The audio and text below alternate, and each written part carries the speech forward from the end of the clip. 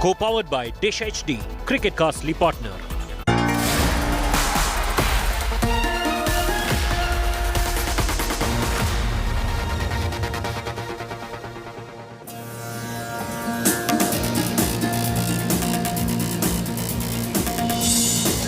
Good evening, hello and welcome. You're with the news today. This is your primetime destination news. Newsmakers talking points. The big talking point, Navjot Singh Sidhu, cricketer turned Neta, has got a one-year jail term. Is it the end of the road for Neta Sidhu, charged in a road rage case, 32-year case? Also, today's been a bad day for the grand old party, the Congress. Sunil Jakhar in Punjab, Hardik, Patel in Gujarat have dumped the party. What happens to the Congress? Hardik will be among my guests tonight. But first, as always, it's time for the 9 headlines at 9 tonight. The Supreme Court jails Navjot Singh Sidhu for a year in a 1988 road rage case. The cricketer turned politician had battered a 65-year-old to death. India today accesses both the Gyanvapi survey report submitted to a Varanasi court. Final report mentions a shivling in the Gyanvapi mosque, signs of a Sanatan culture, lotus, damru and trishul, claims the survey.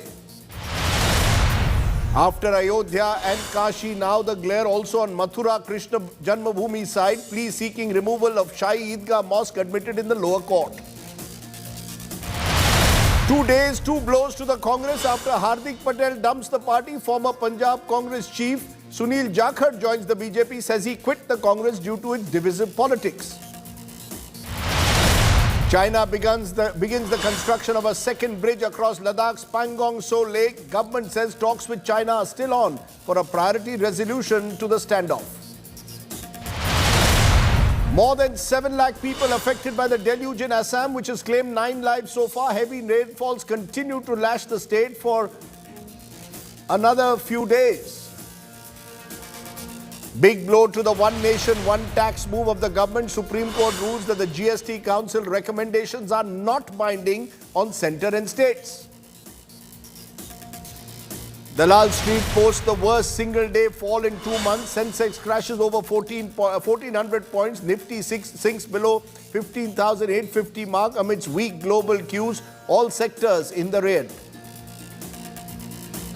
And Sri Lanka defaults on debt for the first time in its history. Inflation surges by 40% as the country battles its worst financial crisis in 70 years.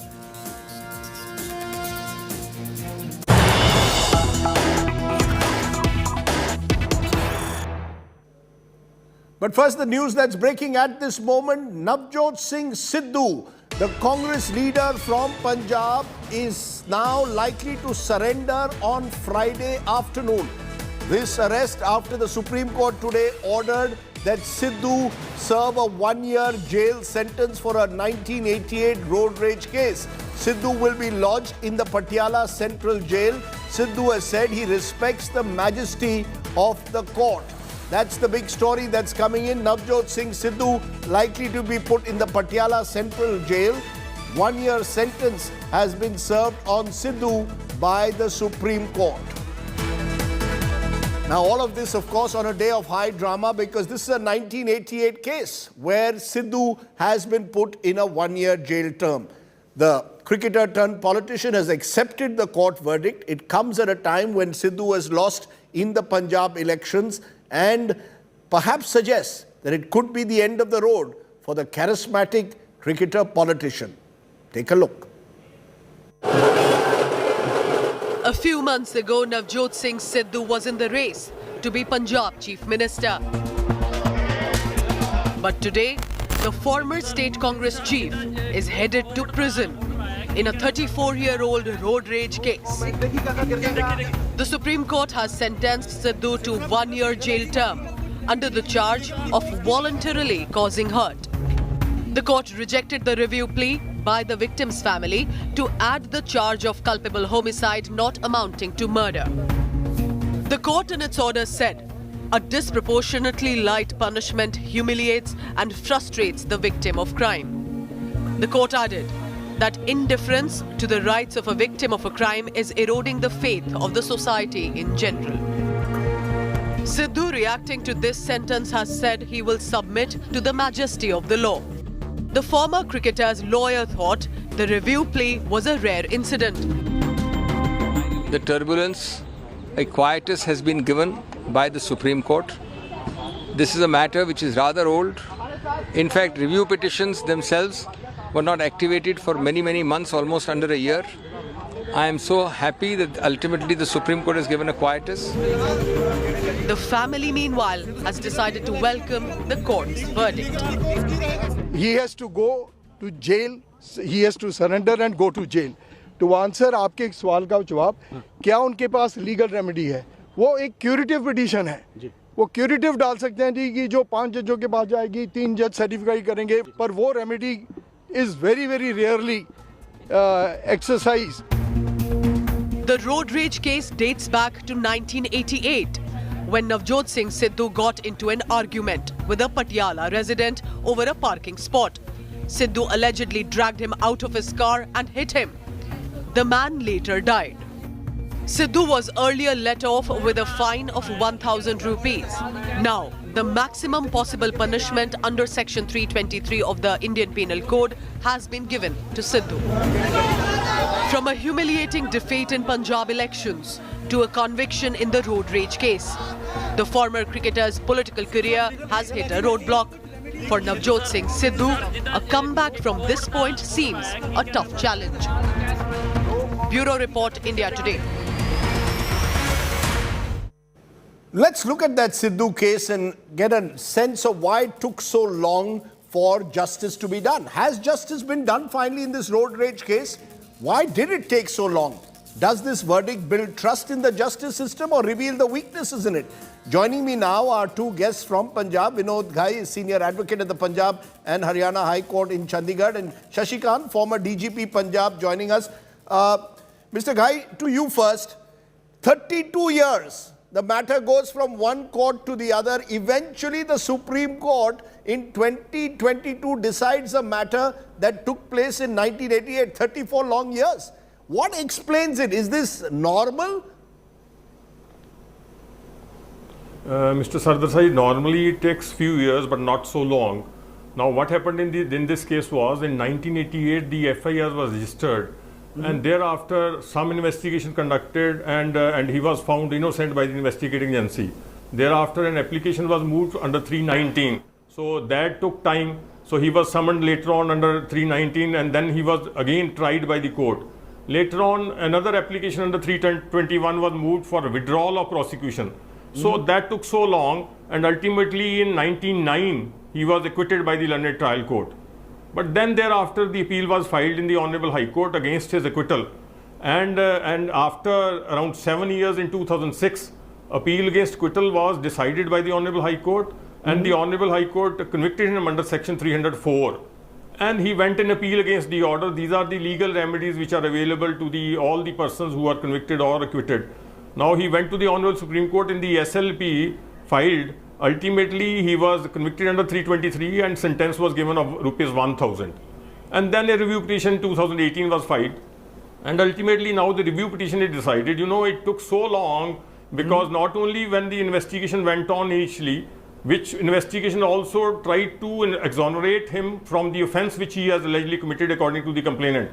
And then the investigation, then the application moved under 319, they came against the summoning, then 321 withdrawal, they came against that withdrawal. So it all went on. Ultimately now in 2022, the review petitions have been decided, and the Honorable Supreme Court has given the maximum sentence under 323. But the same Supreme Court... Years, but Yes, the same Supreme Court which just a few years ago said let him out with a fine of rupees 1,000, suddenly says that this is a case where he is guilty of culpable homicide not amounting to murder, and therefore now sentences him to 1 year imprisonment.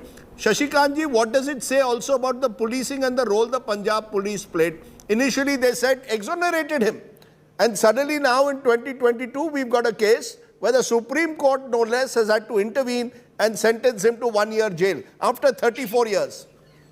Yeah, whatever has happened, I've got high regards for the Supreme Court. But again, I say that very often we have seen that the criminal justice system in this country is just collapsing. Like in this particular case, it took 34 years Sometimes it was the investigation, sometimes this petition, that petition. Now I'm happy that at least, of course, it was a review petition, and review petition has to go to the same very judge who had given the early verdict. So this time again, it gone that they checked up and they again reviewed the entire thing, and they've given this particular thing. And no, what does it say? What does it say about the police, sir? Mr. Shashikant, what does it say about the Punjab police as well? Yeah. That's coming to that. When I talked about the criminal justice system, police is the worst of all.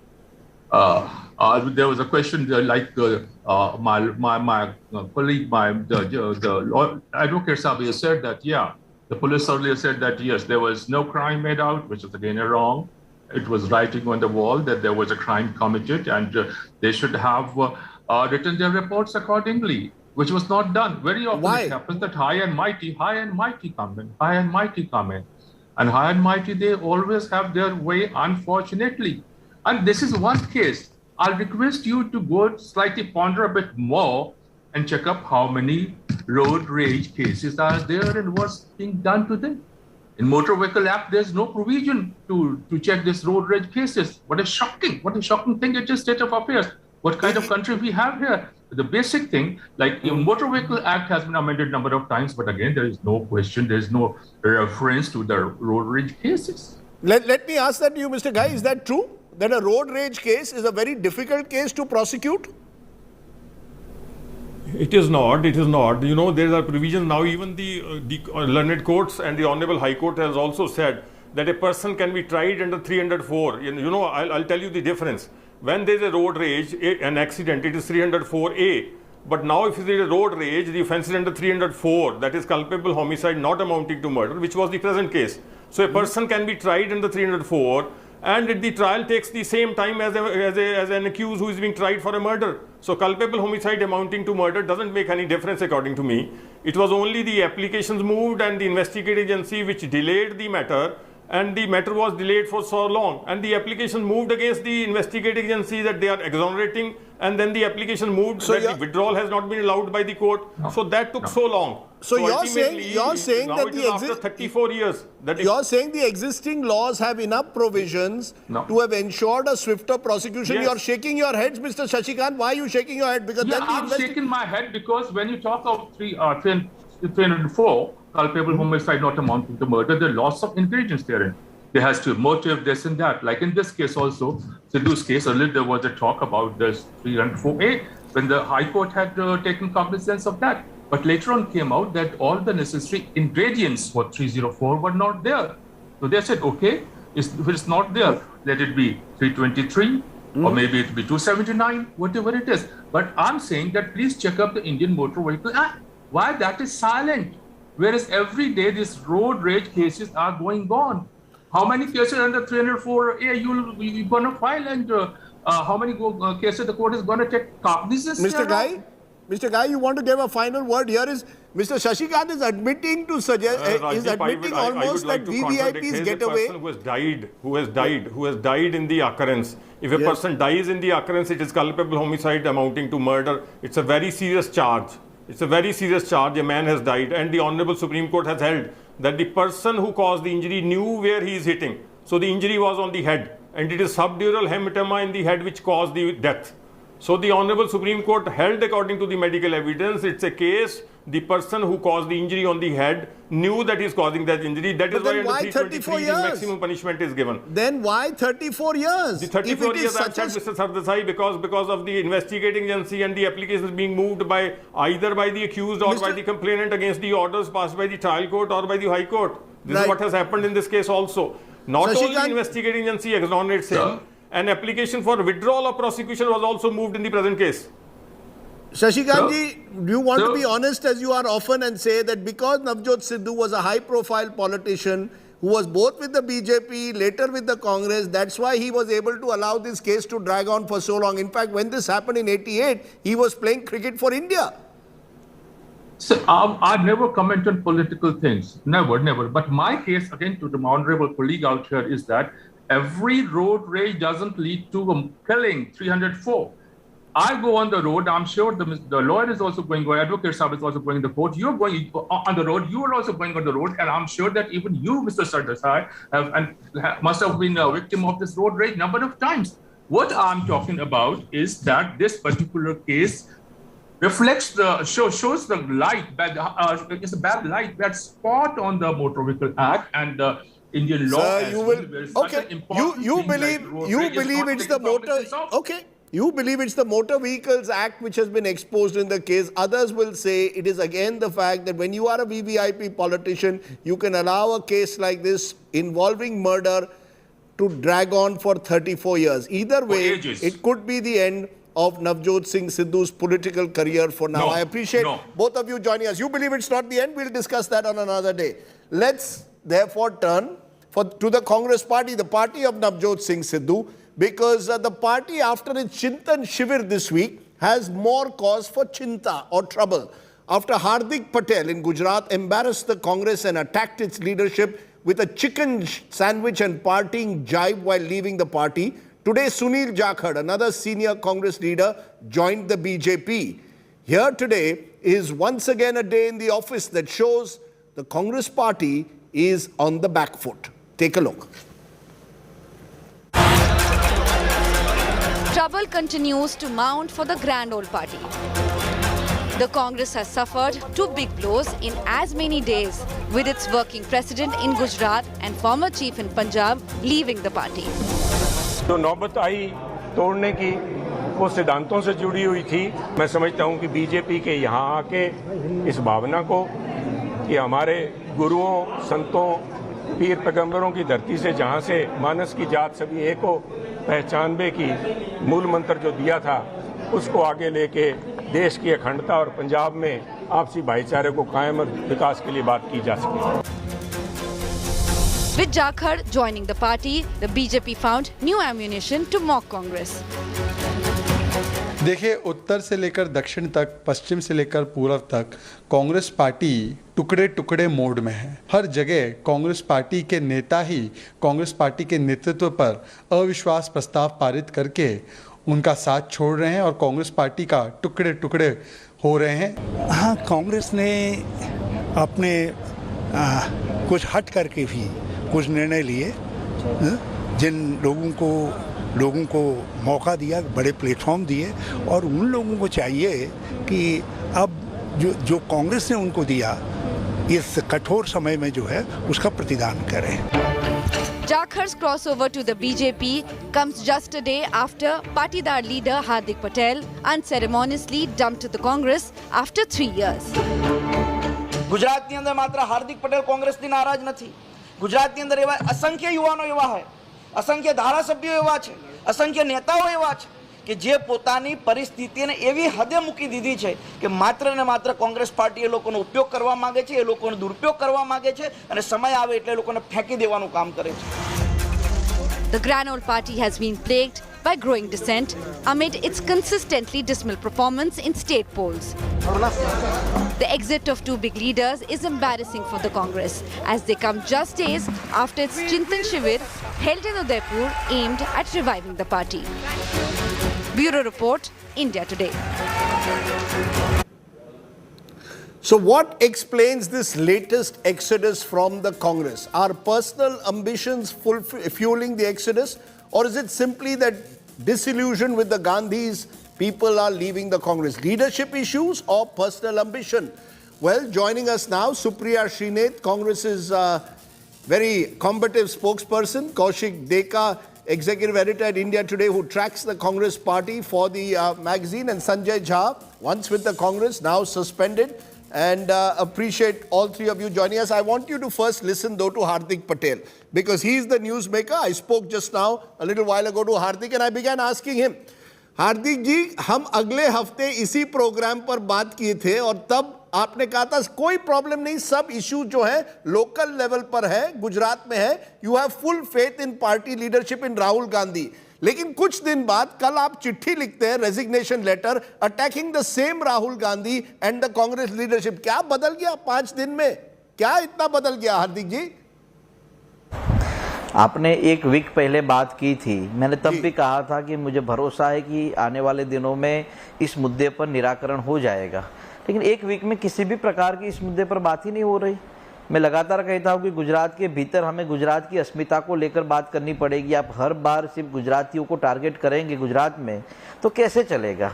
एक week में किसी भी प्रकार की चर्चा नहीं हुई, किसी भी प्रकार की समाधान की बात नहीं हुई, और तब जाके मैंने कल ये फैसला लिया है। राजदीप, नहीं, आप कह रहे हैं बहुत स्पष्ट रूप से मानता हूँ। नहीं, हार्दिक जी, आप कहते हैं कि आपके इश्यूज का समाधान नहीं हुआ, पर आप एक लेटर लिखते हैं, I have the letter with me, और ये लगता है ये लेटर जो resignation letter has been dictated by someone else. आपकी सिग्नेचर है लेकिन किसी ने डिक्टेशन दिया है। ये कांग्रेस का दावा है दैट हार्दिक पटेल को कहा गया आप राहुल गांधी को टारगेट कीजिए, आप कह दीजिए उस लेटर में कि party leaders are more interested in chicken sandwich, that देखिए वो हमेशा बाहर जाते हैं।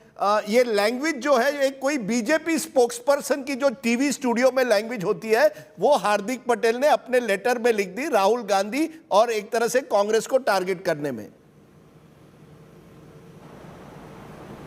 अच्छा, वो कांग्रेस के नेता को कैसे पता?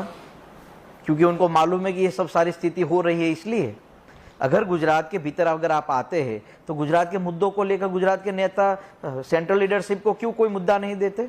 जब गुजरात में राहुल जी आते हैं तो गुजरात के नेताओं की जिम्मेवारी होती है कि स्थानिक गुजरात के मुद्दों को लेकर राहुल जी से अपेक्षा रखें कि आप ये बोलिए, लेकिन नहीं, जब गाड़ी में बैठते तो बस यही चर्चा होती है कि राहुल जी इतने बजे आ जाएंगे, उनके लिए कौन सा नाश्ता लाना है, उनके लिए कौन सा डाइट कोक लाना है, उनके लिए कौन सी चिकन सैंडविच लानी है, कहाँ से लानी है।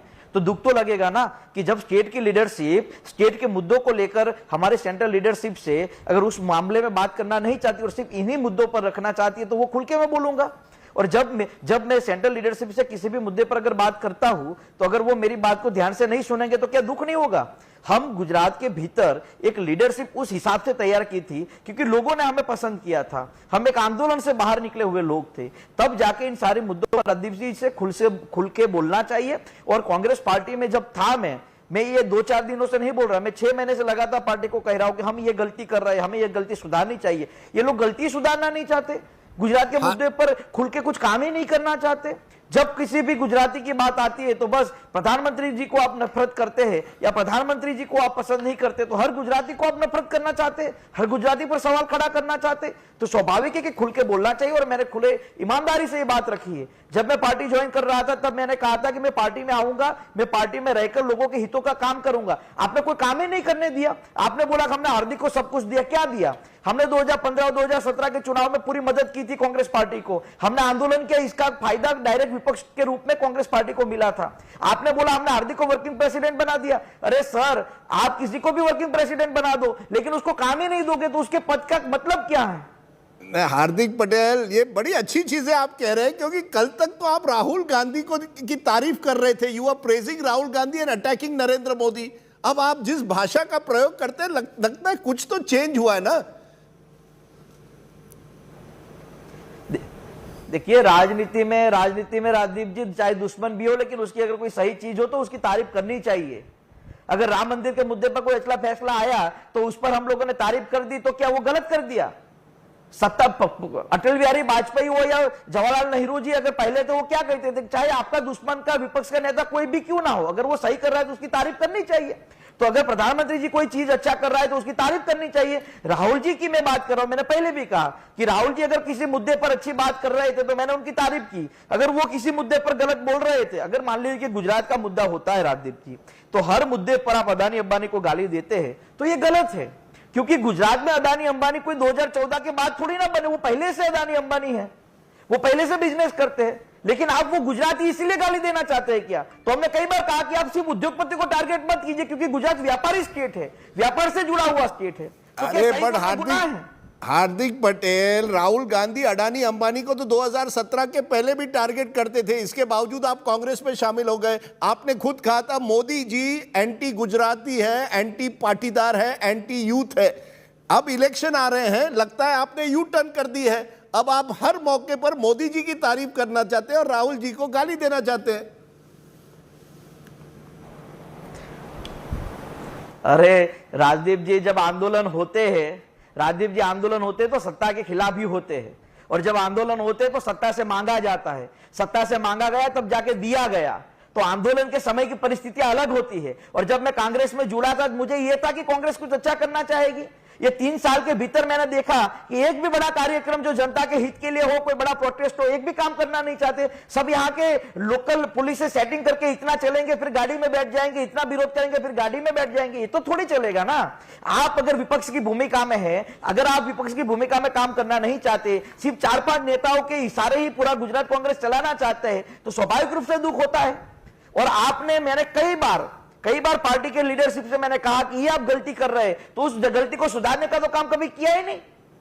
लेकिन ये भी चर्चा है गुजरात में, द बज इन गुजरात इज, आपने कोई डील स्ट्राइक की है बीजेपी के साथ कि आपके खिलाफ जो 28-30 केसेस हैं पाटीदार एजिटेशन के समय, वो केसेस ड्रॉप हो जाए। This is a deal.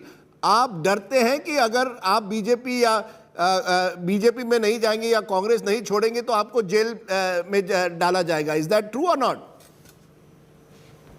चलिए 2 चीज है, अरे 2 चीज है राजदीप जी। अब सुनिए, हार्दिक पटेल चला गया, आपने बोला कि बीजेपी के साथ बैठ गया, डर गया, उसके साथ चला गया।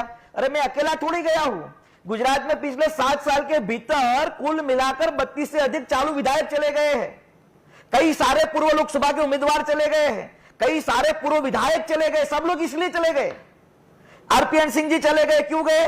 जितिन प्रसाद जी क्यों गए? ज्योतिराज सिंधिया जी क्यों गए? सुनील जाखर जी क्यों गए? सब लोग इसीलिए चले गए क्या? आप लोग कभी अपने में तो झांकिए कि हमारी गलती क्या है। और हम जब हम कांग्रेस में ज्वाइन हुए ना, तब हम संघर्ष कर रहे थे, तब जाके ज्वाइन हुए थे। तो तभी ज्वाइन हो जाते अगर डर के मारे चले जाना था तो। लेकिन आप कांग्रेस अपनी गलती सुधारना नहीं चाहती और फिर आरोप किसी और पर डाल देती है।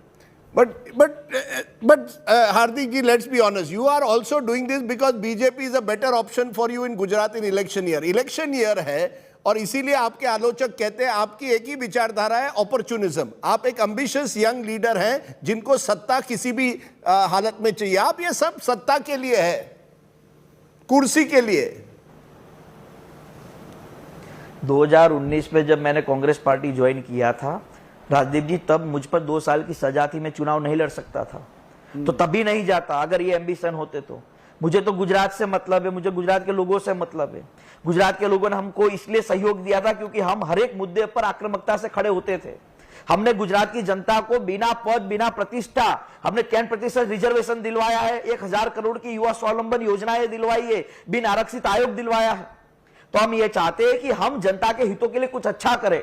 कांग्रेस जनता के हितों के लिए कुछ करना ही नहीं चाहती राजदीप जी गुजरात में।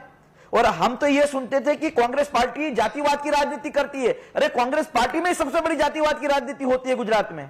सर, ये जितने भी आज आरोप आप कांग्रेस पे लगा रहे हैं, ये सब गलतियां आपको केवल इलेक्शन ईयर में मिली। ये तो पहले से लोग कहते थे कांग्रेस पर कि कांग्रेस इस तरह की राजनीति करती है। अब आप ये सब इलेक्शन ईयर में ही कर रहे हैं गुजरात में, इसलिए संकोच है कि आपकी असली मंशा क्या है। हमने अभी ऐसा कुछ भी तय नहीं किया। जिस दिन तय करेंगे डंके की चोट पे तय करेंगे राजदीप जी। हमारा मतलब बहुत ही साफ है, जो प्रदेश के हितों की बात कर रहा है, जो प्रदेश के हितों की बात करेगा उसके साथ रहेंगे और उसके साथ रहकर जनहित का काम करेंगे। और गुजरात में कांग्रेस पार्टी ने जो धोखा हम लोगों के साथ किया है, ये प्रदेश के इंचार्ज जो रघु शर्मा है, क्या बोले आपको मालूम है कि 2017 में हार्दिक के कारण पार्टी को फायदा नहीं हुआ। क्यों भाई? हम लोगों ने आंदोलन किया, उसका सीधा फायदा कांग्रेस पार्टी को मिला। हम जैसे हजारों नौजवानों ने संघर्ष किया और आप एक ही दिन में सब भूल गए। आखिरी question, are you joining the BJP? Is it true कि आप नरेंद्र मोदी जी, अमित शाह जी से बातचीत चल रही है, या आर यू नेगोशिएटिंग विद आप? और अगर ये सब नहीं चले तो आप अपनी पार्टी बनाएंगे? सच्चाई क्या है? क्यों आपने पिछले 5 साल में आज ही मेरा इंटरव्यू किया है, उससे पहले मैंने कभी ये बात आपको नहीं बोली। हम तो आपसे जब बात करते तब तक खुल के बोले हैं। 7 दिन पहले भी हम आपसे बोले, उससे पहले जब आपने इंटरव्यू किया, जब कांग्रेस ज्वाइन की, तब भी हमने आपको कहा कि हम तो लोगों के काम करने के लिए आए, जो काम करेगा उसके साथ रहेंगे। आखिरी कोई मैसेज राहुल गांधी के लिए? उन्हीं ने तो आपको पार्टी में लाया था। देखिए, मैंने बहुत ही सिंपली अपने मैसेज में भी राहुल जी को कहा था कि राहुल जी, गुजरात में ये चल रहा है, आपको व्यक्तिगत रूप से ध्यान देना पड़ेगा। आपको कई बार मैंने उनको कहा था, 5 साल हो गए राजदीप जी, मैंने कहा आप गुजरात में सिर्फ 65 एमएलए बच्चे, आप उनसे मीटिंग कीजिए, तब जाके दाहोद की रैली में जाके 65 एमएलए से पहली बार मिले 4.5 साल में। अगर आप विधायकों को मिलना नहीं चाहते, विधायकों की परिस्थिति समझना नहीं चाहते, तो आप क्या करेंगे? और दूसरी बात, गुजरात के नेताओं को समझाइए राहुल जी कि आपकी पार्टी के वर्किंग प्रेसिडेंट के पिताजी की डेथ होती है तो उनके घर जाना चाहिए बैठने के लिए। मुझे दुख लगता है ये बात कहते हुए कि मेरे पापा की कोरोना के समय डेथ हुई तो गुजरात कांग्रेस का एक भी नेता मेरे घर पर बैठने के लिए नहीं आया था। अगर आप गुजरात में अपनी पार्टी के कार्यकारी अध्यक्ष के दुख में सहभागी नहीं बन सकते, कि गुजरात की जनता के दुख में कभी सहभागी नहीं बन सकते। हार्दिक पटेल ज्वाइनिंग मी, बहुत बहुत शुक्रिया Hardik Patel. Hardik Patel, angry young man of Gujarat politics. Supriya Srinath is still with us along with Kaushik Deka and Sanjay Jha. You heard Hardik Patel there. He's lashing out at your party, repeating all that he has said in the letter. From the chicken sandwiches which are organized, he claims, for the top Congress leaders, obviously referring to Rahul Gandhi, to the fact that Rahul travels abroad, is not communicative, doesn't even condole with leaders when he claims his father died. How do you respond to what you've just heard? The man who you saw as a mascot to take on Mr. Modi has actually turned against you. You know, quite frankly, I don't want to make a specific comment on Hardik Patel. I think some of the allegations that he's making is of a man who's quit the Congress. And we've seen what has led to this quitting of the Congress. You know, cases against him, the state government moving to withdraw cases against him, the criminal cases. You obviously know what I'm referring to. So I'm not going to really comment on the statements that he's making, because I can actually question the veracity of many of those statements, quite frankly. But this country is going to be led by two types of leaders. And without making personal aspersions at Hardik, I wish him all the very best with whatever he does. Today he suddenly wants to serve the people, and he's willing to ally with anybody who's going to give him this opportunity. What about ideological differences? What about the ideological war that we are fighting? There is a Hardik Patel and there is a Jignesh Mevani, and Jignesh has paid a huge price for sticking by and believing in an ideology and fighting for it, for which he's had to serve, for which he was actually taken to jail, served with a fictitious bail. The court had to come down very heavily. We saw what happened, and this happened with a sitting MLA. So this country is going to see two kinds of youth, two kinds of individuals. I believe that eventually the Jignesh Mevanis of the world are going to herald us into a country that we eventually believe in, into values that we stand for. I wish Hardik the very best, but I will say, and this is more tongue-in-cheek than anything, that I think most people who make this somersault to be in the other camp, whose ideological differences vanish over a period of 24 hours, how do they make their peace with this? Today the BJP is polarizing, today the BJP is divisive, today the BJP is anti-youth, and tomorrow the BJP is all good. And I say that not just for Hardik, I also say that for leaders in Punjab who've quit. No, but is there no introspection? No, Supriya Srinath, while Supriya Srinath, you have, ma'am, you have every right to question Hardik's somersaults, but is there no introspection? Is there no attempt to try and understand why are these young leaders leaving your party? It's not just Hardik, there are a series of young leaders, many of which were handpicked by Rahul Gandhi or are close to Rahul Gandhi. They've all left over the years. So with every departure, are you only going to blame that leader and say, look, it's got nothing to do with us, we are fine. Blame the leader, blame these young leaders and their opportunism. All is well. No. How long is the Congress going to remain in this state of permanent inertia? Unlike many, no, Rajdeep. Unlike many others, I do not think that the fault only lies with the other side. Of course, there is introspection required. Of course, there's course correction required. We need to change many things within.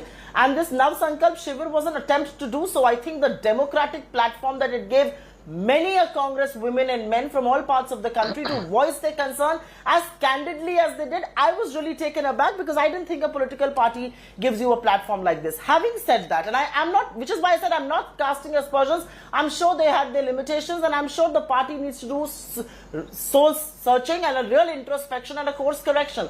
But I will say one thing before I end my answer, that Indian democracy as we know it is being fundamentally reshaped. And there is no denying that. I think arbiters of Indian democracy are increasingly partisan. I think levers of law enforcement are being pressurized, acting in a very partisan way. And more than anything else, Rajdeep, I think financial inducement has never been as brazen, as prominent, and as unequal as we know it. Okay. So whether it's outreach in terms of agencies, whether it's the ED, CBI or the police forces, did you ever imagine that a police force from Assam is going to come all the way to Gujarat to pick up an elected MLA, take him, file him with one fictitious case because he's granted bail in the other? I think our democracy is being fundamentally reshaped, and it is not for the faint-hearted to put up that fight. You made your point. I'm not casting you aspersions, seem to but be I think suggesting you've got that to there have a lot of metal. Ma'am, Yes. you made your point. You seem to suggest this is Sam, Dam, Danda, Bhed politics, and in a sense, democracy is being hollowed out. Do you really agree with that, Sanjay Jha? You've been suspended for speaking out, and you've said that the Congress party is not recognizing the elephant in the room, which is the lack of leadership. Does it only boil down to that? Or is there something more fundamentally wrong with the way democracy is being practiced? I will say one thing. No, ma'am. Now you must let him speak. Go ahead, Sanjay Jha. He listened to you patiently. No, please listen to... I will say one thing on Sanjay Jha. I have huge differences with Sanjay, but I respect him for the fact that he's not made an ideological somersault. I have huge differences with Sanjay. But I respect the fact that he has not made an ideological somersault, and which is why I'm sitting on a show with him. Because if he had, then we can't have this conversation, quite frankly. Ma'am, it's only fair that you let him speak. Go ahead, Sanjay Jha. Sure. Is the elephant in the room not being addressed, which is the leadership crisis that Hardik is targeting? He's saying there was nobody there in Gujarat to mentor, to guide the party. Well, Rajdeep, first and foremost, I will agree with a lot of what Supriya said in terms of the structural fault lines in India's democracy, the regulatory or the media capture or the institutional degradation that has happened since Mr. Modi became Prime Minister. Absolutely in full agreement with her on that. I also will differ with Mr. Hardik Patel. I actually, on lighter vein, prefer chicken sandwich to a dhokla. But on the serious issue of what really ails the Congress, I will just give you one example of it. Rahul Gandhi, in a speech that he made in Delhi the other day, I think it was at a book launch, where he said, you know, I have been born in power and I don't seek it at all. I'm not hungry for it. And in my opinion, Rajdeep, that statement of Rahul, and I can tell you, I have worked with him earlier, several years ago, and many a times. I mean, this is basically the problem with Rahul Gandhi's leadership. The Congress is a political organization. It is not an NGO. Let's understand that very clearly. Rahul has got every right to be ideological, philosophical, have an abstract view of India, etc., etc. But the truth of life is that where Rahul Gandhi forgets it, and this as a leader you cannot, he cannot be the Congress president and not be aware of the fact that if you want to protect the ideology of the Congress. You know, I'm so bored of hearing Rahul say or Congress spokesperson say, ये विचारधारा का लड़ाई है. अरे है, लेकिन यदि आपको विचारधारा को बचाना है, तो आपको चुनाव जीतने होंगे. You see, India was more secular, more democratic, more liberal, more progressive, more tolerant under the Congress. I have not said 100% liberal, secular, democratic. The Congress has also made several mistakes. I'm not going to deny that. But the truth is, it has changed because the BJP is in power. Therefore, India is now more communal. Institutions have been demolished. Earlier, it was like a pocket mar strategy. Now it's like mafia style of operation. So the scale, the ruthlessness, the brutality is ugly. What are you trying to say? You're trying to say that if you have to take on the BJP, you have to be much more ruthless, much more a power politician than Rahul Gandhi is. Correct? In short, Rajdeep, Congress needs the hunger to win. Rahul Gandhi is actually already publicly said he doesn't believe in it. Now, Rahul must understand, he's entitled, he's born in power. He's his father, grandmother, mother, everyone. And of course, not to mention Pandit Nehru. But, you know, you cannot tell this to Congress workers. You cannot tell this to the veterans in the party. You cannot tell that to me either. You know, you want to be in power because you want to give the idea of India alive. Right. The Congress seems to be obsessed with the idea of Rahul Gandhi. The Congress seems to be obsessed with the idea of Rahul Gandhi more than the idea of India. Is that true, Kaushik Deka? Is there a middle ground here? There is talk that Rahul Gandhi wants to reform the Congress? Or is the problem that it's one thing to want to reform the party, but then you've got to work night and day on reorganizing the party, which has just not happened over the last 8 years? Of course, Rahul Gandhi wants to reform the party, but the paradox is that he wants the reform party first to run it. So he quit in 2019 because he was not happy with the leaders around him or the team that he got. So he's waiting for a team that has to come up which will work according to him and which will believe in the principles that he believes in. But those it doesn't team members function are that leaving way him. in a political party. But Kaushik, the likes of Hardik Patel were handpicked by Rahul Gandhi. I'm coming to what he is expecting, that these leaders will come to the party and will create an environment where he can function freely. But you have to back your team. If you want to reform the party, you have to start it yourself because you are the leader. But he is expecting his team members to enforce the reforms, and then he will run the party. And I don't know about Congress leaders, but I'm pretty sure that all the people who are covering Congress, they feel a sense of deja vu, that it remains the same. We are discussing the same kind of thing. So you're saying it's power without accountability. Is that what you're saying, Kaushik? Yes, that he wants power without accountability. It is not exactly like that, but he is wanting that first you get a reform party and then I will run it. It doesn't function that way. Accountability, of course, accountability question will come when he becomes the president. He doesn't want to become the president as long as he doesn't get the party the way he wants it.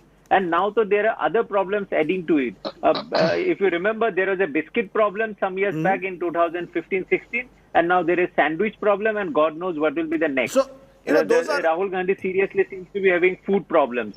No, that is in a way, of course, being used by Hardik Patel to sort of lash out at Rahul Gandhi. But the truth, therefore, is na banunga na banne dunga. Supriya Shrinet. Yes, So long as the leadership does not take, so long as this leadership deficit remains, the likes of Sunil Jakhar and Hardik Patel will make pot shots on your leadership, saying we don't have a leadership and therefore we are leaving. And the BJP is a very attractive option for whatever reason. Therefore, how are you going to fix the problem? What will a Chintan Shivir do that the last 8 years have not been able to achieve? So, to specifically answer the question on the two individuals or many like them who've gone to the BJP, with all due respect to the individuals and the choices that they make, I do not want to comment on people who are so ideologically compromised and can make this somersault, this 365-degree turn in a matter of 24 hours. I fail to understand how they do this, because here you are opposing an ideology, what your idea of India is versus what their idea of India is, and then you suddenly go and join that camp. I really don't understand that. Having said that, I do want to say one thing specifically. It was said here that the Congress believes in the idea of Rahul Gandhi, but Rahul Gandhi believes in the idea of India. Please point out, and I will ask a very tough question. Please point out one other leader who consistently holds this government accountable, who raises the tough questions, despite all the cases that you may want to lodge against him, despite all the smear reputation campaign that you want to unleash against him. He was right on Corona, he was right on China, he was right on the economy. He's asking you the tough questions. But you don't win elections. The best way to shut up Rahul Gandhi is to do what the BJP is doing. Let me finish, But you don't win elections, ma'am. At the end of the day, leaders are respected in politics when you win elections. Yeah, I'm coming to exactly that point. I agree we are not winning elections, and I know that some of these problems arise from the fact that our electoral winnability is low. But I'm reasonably certain, and I have no doubts in my mind, that after the Nav Sankalp Shivir or the many changes that the Congress is looking to make amidst our own mix by getting younger people in decision-making process in responsible positions, I'm reasonably certain that the index of opposition unity for 2024 or the index of opposition unity for state elections will be spearheaded by the Congress. And Rahul Gandhi himself is going to play a very important role there. I agree we are not winning elections, and which is why this debate. But please understand one thing, Rajdeep. We cannot become what we oppose. Rahul Gandhi is right. You cannot be obsessed with power over values that you stand for. I mean, Sanjay may have an issue with this ideological fight. I don't. I joined politics because I believe in this ideological fight. Because we believe in the values that we stand for, which are being trampled by a power-obsessed government every single day. I wish I had more time on that. We can talk endlessly, obsessively about the Congress party and its very problems. As Kaushik said, there's a sense of deja vu every time we speak about the Congress party. Hopefully, we'll get a strong opposition. That's all that we really need at the moment. Democracy needs a strong, vibrant opposition. Let's leave it at that, gentlemen, and Supriya Shrinet. Time for a break. On the other side, Assam is reeling under floods. Our continuing focus on a state that's getting lost in the din over other issues. Back in a moment. You're watching the news today. News without the noise.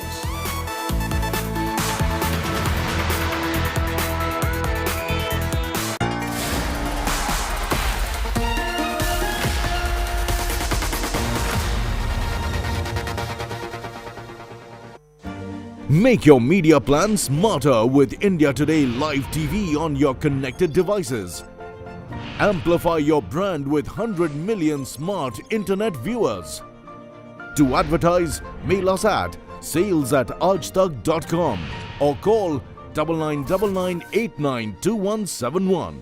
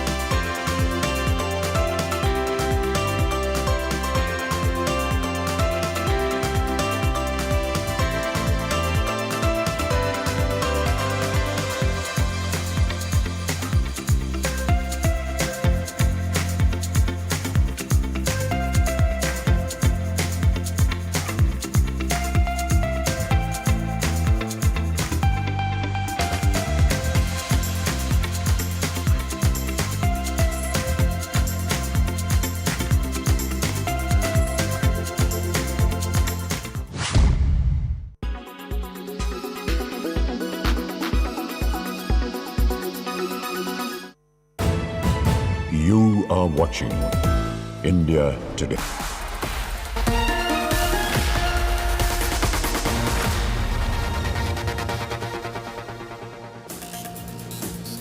Welcome back. Get Real India. Assam is reeling under floods. According to officials, over 4 lakh people in 26 districts are now affected by the floods. Tonight's ground report comes from Dima Hasao district, where a railway station is almost buried under landslides. Surangini Roy has today's special report.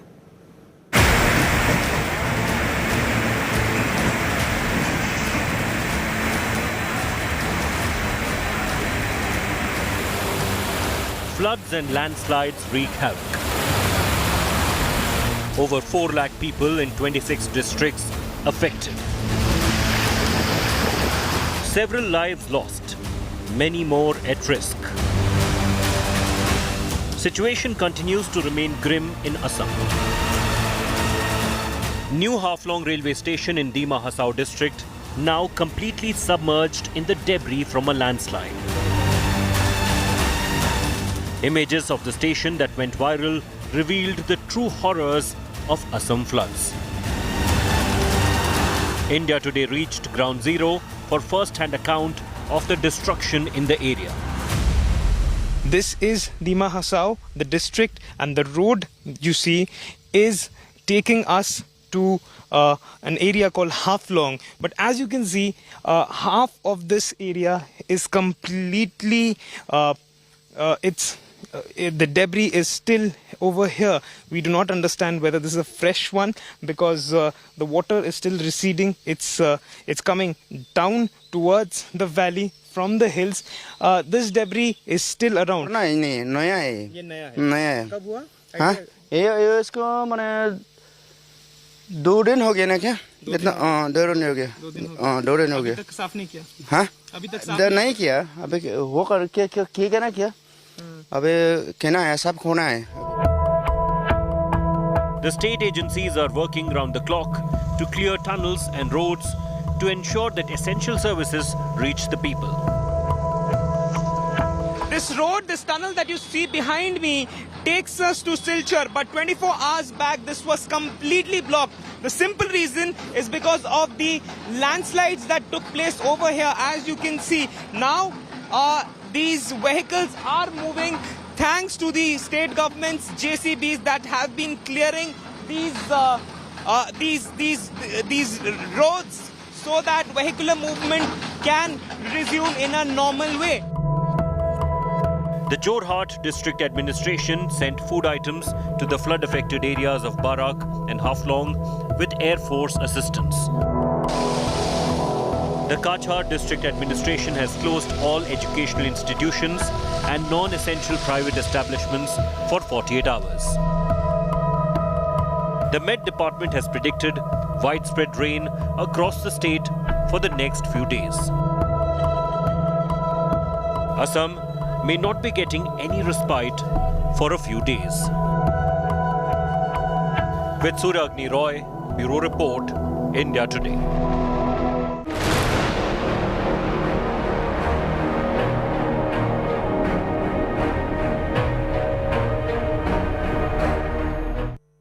Now, while Assam may be reeling under floods, the fact is there is a water emergency on in several parts of the country. We've been tracking it over the last few days, especially across northwestern India. Today's ground report comes from Madhya Pradesh's Bhopal, where India Today's camera captured children and women chasing tankers to fetch water. These are the images that you must see to recognize that there is another world outside what primetime TV often shows you. Ravish Pal Singh brings you tonight's Get Real India story.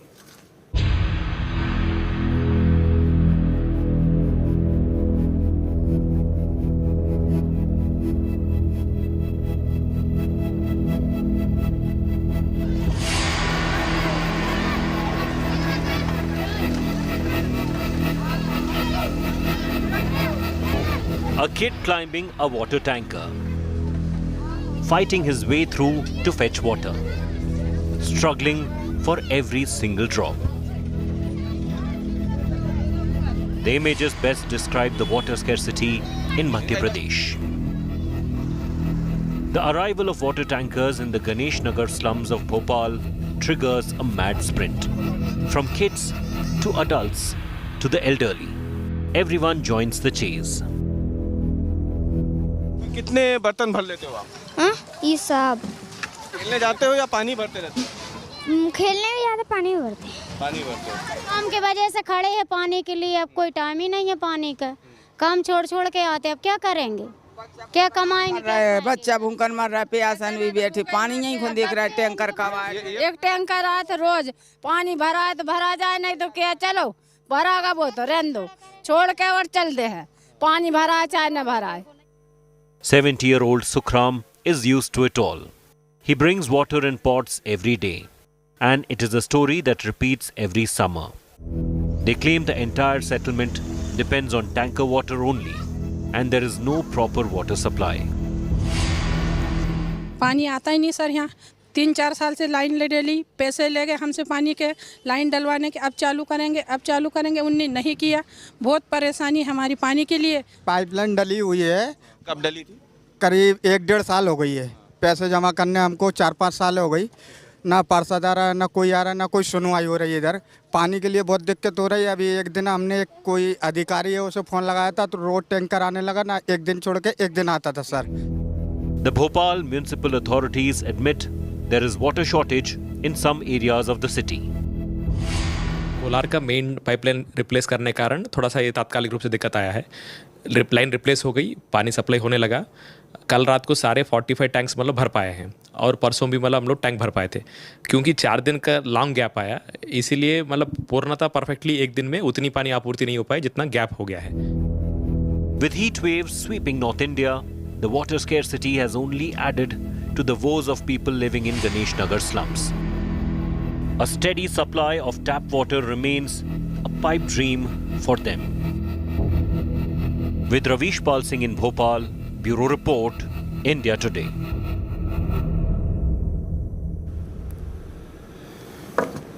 Get Real India, Wake Up India. Our image of the day comes from a celebratory image and from Istanbul, where Indian woman boxer Neta Zareen has scripted history. She's won a gold in the 52 kg category at the Women's Boxing World Championship. She becomes the fifth Indian woman to win gold. She comes from Nizamabad in Hyderabad. In the times in which we live, Neta Zareen defies all the stereotypes. These are the young men and women to celebrate in this country. We salute you, Neta Zareen. Thanks for watching. You are our Good News Today story. Bye for now. Stay well, stay safe. Good night. Shubhratri. Jai Hind. Namaskar.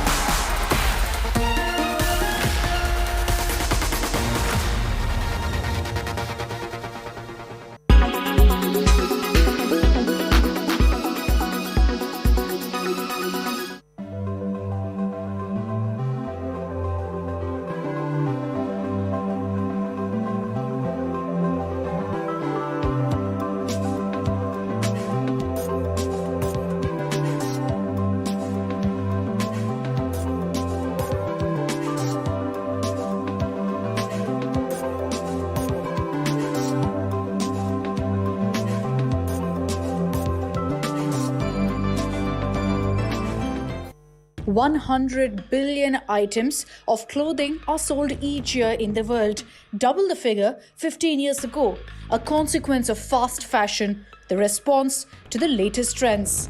Even at the raw material stage, pollution is present. 26% of our clothes are made of cotton, which requires a great deal of water. Then there are the pesticides and fertilizers. Making a t-shirt requires water equivalent to 70 showers. More than 60% of our clothes are made of polyester, which comes from oil, so their carbon footprint is considerable.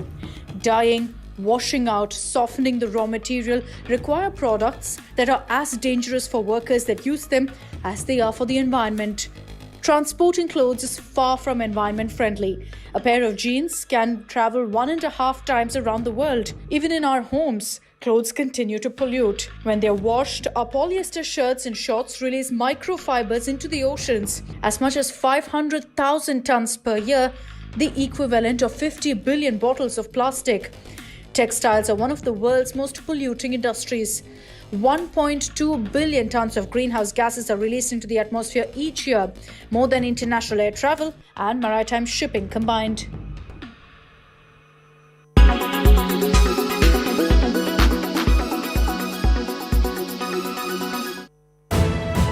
You are watching India Today.